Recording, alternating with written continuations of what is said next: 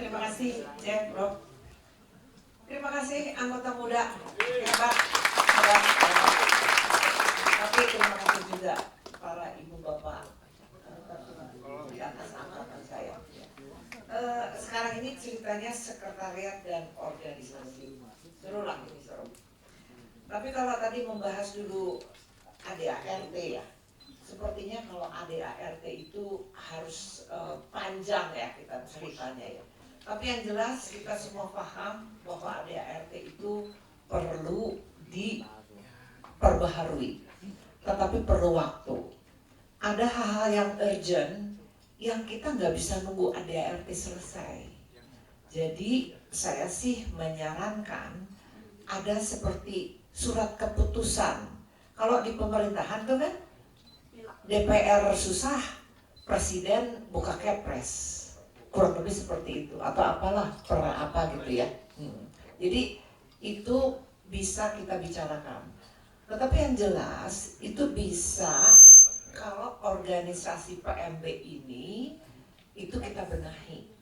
Setuju ya, tadi semua juga udah setuju organisasi ini dibenahi. Tapi kalau organisasi itu tidak hanya ketua dan lain-lain, tapi juga sistem ya. Bagaimana kita mengelola organisasi ini dengan baik ya. Saya ambil contoh misalnya, semua organisasi apapun itu pasti ada perencanaan.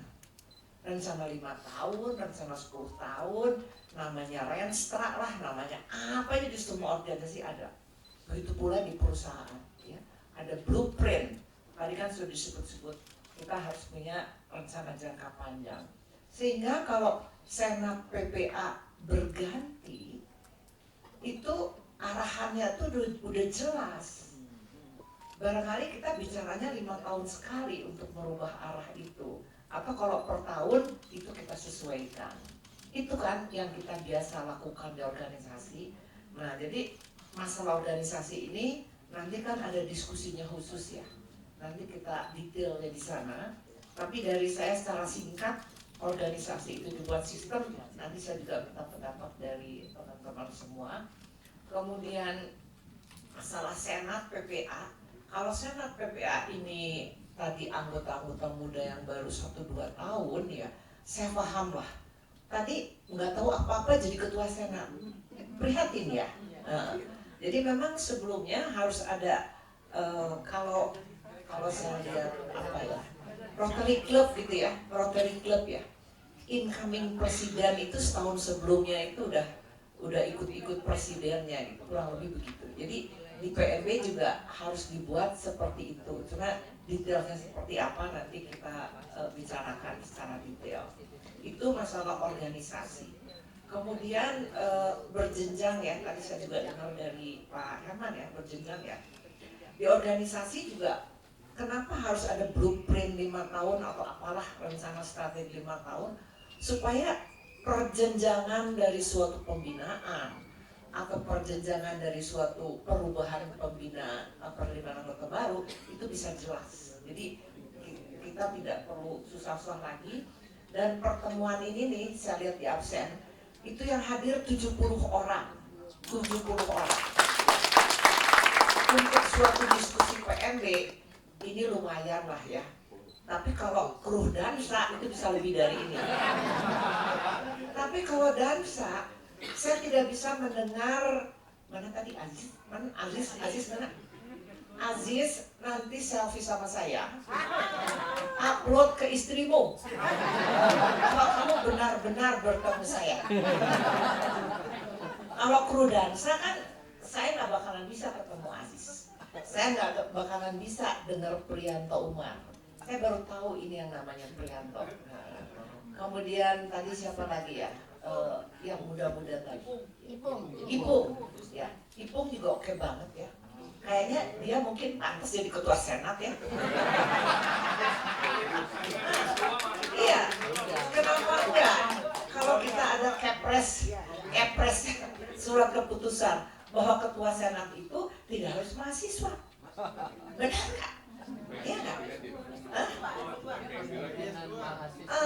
Kita kan fleksi. Ya. Atau gini lah, oke, tetap mahasiswa, tapi ada kayak komisarisnya gitu loh. Ya benar nggak? Board of Advisor. Jadi Senat bekerja atas approval dari Board of apa? Kan? Nah, dari wali amanah. Oh,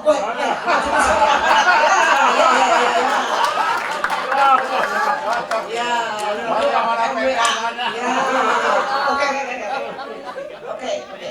Hidup Ketua Majelis Wali Amanah. Nanti ada kepresnya ya.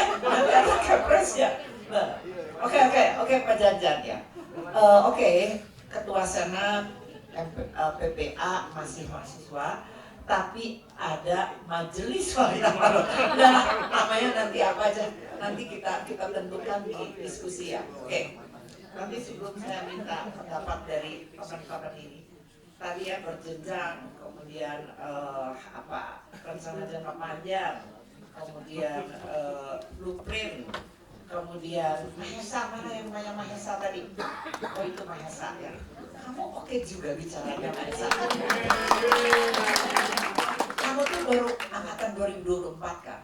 Kamu udah kuliah berapa tahun? Sekarang semester 5. Oh, pantes. Hubungan internasional. Sekolahmu di mana? Universitas Pasundan. Oh, Unpas. Oh, itu mah tetangga saya. Unpas. Oke. Jadi tadi kan Mahesa punya keinginan ya. Ini ada hubungannya dengan sekretariat. Ya misalnya supaya ada kegiatan dengan akademis ya tadi ya. Saya tuh mikir, kami kan PB 70 ini lagi benahi sekretariat. Nanti saya minta Ibu Yani untuk cerita 68 ya. Jangan ngelamun, tunduk ya, nanti. Jadi di sekretariat yang baru ya itu akan kita desain semacam ada satu ruangan kayak co-working space. Jadi para anggota muda bisa membuat disertasinya, bukan disertasi dong ya, tugas-tugasnya, skripsi dan lain-lain itu dengan wifi, internet yang nggak usah repot-repot lah gitu. Jadi itu oleh karena itu PRB 70 harus merenovasi sekretariat, benar nggak?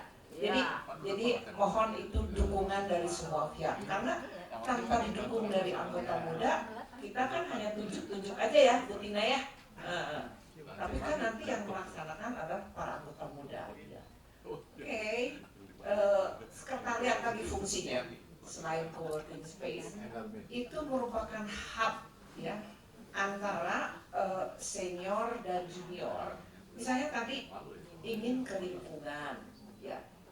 Ingin ke semua perusahaan-perusahaan besar itu pasti ada CSR yang berhubungan dengan lingkungan ya, apakah itu lingkungan kayak pertanian seperti di laut apa terumbu karang dan lain-lain.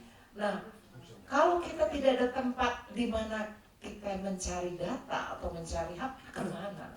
Nah sekretariat lah itu tempatnya ya. Jadi sekretariat itu kita jadikan sebagai tempat komunikasi di antara kami ini kalau mempunyai informasi untuk para anggota yang membutuhkan. Tidak hanya yang muda ya, anggota siapa aja boleh ya. Kan gitu kan walaupun namanya PRB Kang Jan, tapi alumni boleh datang dong ke sekretariat. Misalnya mau cari kerja tuh Mamoko tuh banyak ya. Membuka lapangan kerja banyak ya, tuh ngangguk-ngangguk. Cuma kan kita nggak tahu ya pekerjaan apa yang dibutuhkan oleh Pak Moko ini.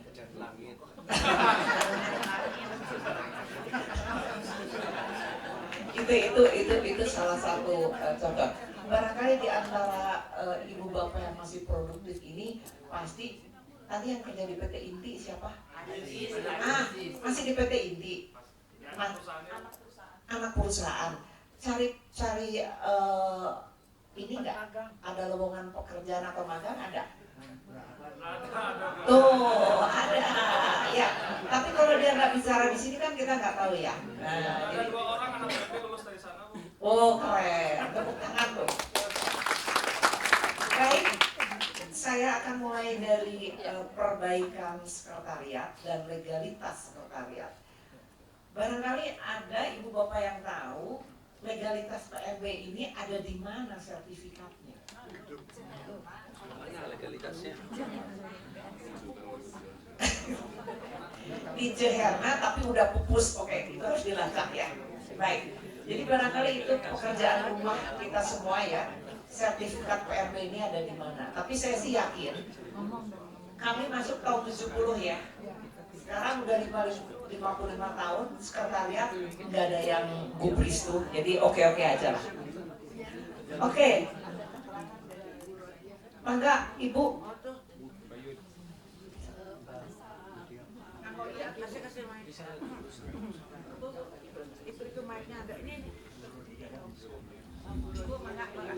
Assalamualaikum warahmatullahi wabarakatuh. Terima kasih atas kesempatannya. Saya dari angkatan 67. Pada saat itu, pada waktu Ibu Mutia almarhum masih ada, saya itu harus mencari data-data tersebut. Nah, akhirnya saya cari. Nah, ternyata rumah tersebut juga sudah ada yang memakai di belakang, sudah terjual. Rumah siapa Bu? Yaitu sekretariat. Oh, Nah, setelah itu sisanya itu gimana? Jadi saya nanya langsung ke perumahan Kota Bandung. Nih, perumahan Kota Bandung. Ternyata itu kepemilikannya kepunyaan Kodam. Kodam ya. Kodam tersebut memberi pada saat Bapak Ibrahim Aji almarhum, yaitu memberi untuk dipakai oleh PMB. Nah, karena kita ingin mengetahui untuk kelanjutan kita gimana, akhirnya saya bertanya ke perumahan Kota Bandung. Dari perumahan Kota Bandung, coba dicari dulu PBB-nya. Nah, ternyata setelah saya tahu PBB-nya itu tidak pernah bayar. Jadi untuk itu saya langsung ke pada saat itu senatnya OI. Nah, saya langsung coba bereskan dulu itu PBB-nya. Nah, pada saat itu OI langsung udah dibereskan. Dan legalitasnya kita juga harus mempersiapkan. Akhirnya kita buat akte sampai ke SK Menteri. Sudah dan anggaran dasar juga ada di situ. Hanya tinggal diperbaiki atau pengurangan atau penambahan kalau misalnya kita akan melaksanakan penambahan atau pengurangan daripada AET yang sudah ada. Nah, akhirnya setelah saya buat, saya datang lagi ke perumahan Kota Bandung. Nah, itu harus dibereskan dulu dengan ke Pangdam. Tapi oleh Ibu Mutia akhirnya udahlah daripada menggugah membangunkan macan tidur gitu. Jadi akhirnya kita tidak lanjut gitu. Jadi bukan sertifikat, itu dipinjam pinjaman dari ya. Hanya sebetulnya itu kalau kita bisa mendekat kepada Pangdam 5 ya, ya, Siliwangi ya. Ya, itu bisa sebetulnya dimohon. Nanti bisa disertifikatkan. Kita ke Kota Bandung lagi. Jadi kayak PB gitu. Iya. PB. Baik, itu pekerjaan rumah kita. Tapi ini informasi yang luar biasa. Tepuk tangan nih buat Ibu. Mangga.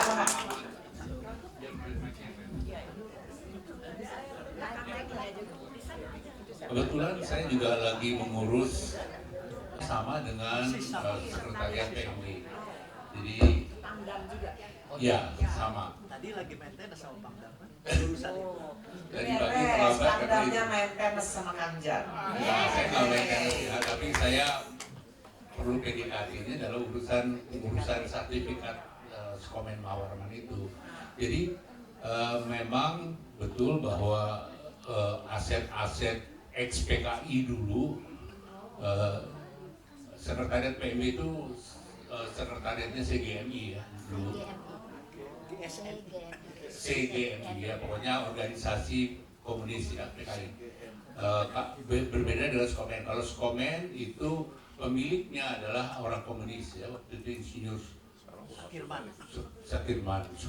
Nah, itu diduduki oleh mahasiswa waktu itu tahun 66 dan kemudian diatasnamakan Kodam dan silahkan pakailah gitu ya. Ada suratnya di putus komen, suratnya dari gubernur. Kalau sekretariat PMB tadi disebut dari Pangdam Ibrahim Haji. Nah, bagaimana pengurusannya? Ada dalam proses, kebetulan di sekretariat Mahwarman itu atau di Skomen itu ahli waris dari pemilik lama itu menggugat. Jadi dia menggugat mengenai kepemilikan orang tuanya lah katakan. Nah, tapi di dalam proses peradilannya Mahwarman menang karena hak tanahnya itu adalah hak guna bangunan yang habis di tahun 80 dan pada tahun 80 itu tidak ada perpanjangan. Akibatnya gugatannya ditolak atau digugur dan diberi kesempatan Mahwarman untuk mengurus lebih lanjut. Nah, pengurusan lebih lanjutnya ke BPN itu terkendala karena ada surat dari Kodam Siliwangi untuk memblokir perubahan sertifikat. Jadi itu sesuatu hal yang biasa di dalam suatu persengketaan untuk supaya selama masih belum ada keputusan dikeluarkan surat blokir dulu atas permintaan dari Kodam Siliwangi. Nah, setelah kita menyatakan menang, tidak serta-merta BPN bisa mengeluarkan sertifikat karena harus ada pencabutan surat pengajuan blokir dari Kodam Siliwangi. Itu yang kita lakukan pendekatan dengan Panglima Kodam Siliwangi. Ternyata di organisasi militer itu ada semacam pakewuh gitu ya. Kalau surat dikeluarkan oleh Panglima yang lama, Panglima yang baru itu gak akan mungkin berani mencabut. Jadi dia lebih baik main safe aja gitu. Main safe-nya silakan aja lah pakai. Toh tidak akan ada yang menggugat karena kalian udah menang di dalam pengadilan. Tapi untuk sampai dengan keluar sertifikat dengan mencabut surat blokir yang dikeluarkan oleh Kodam Siliwangi itu mereka tidak bisa keluarkan. Nah, mungkin kasusnya dengan sekretariat PMB agak berbeda karena tidak ada satupun yang memblokir.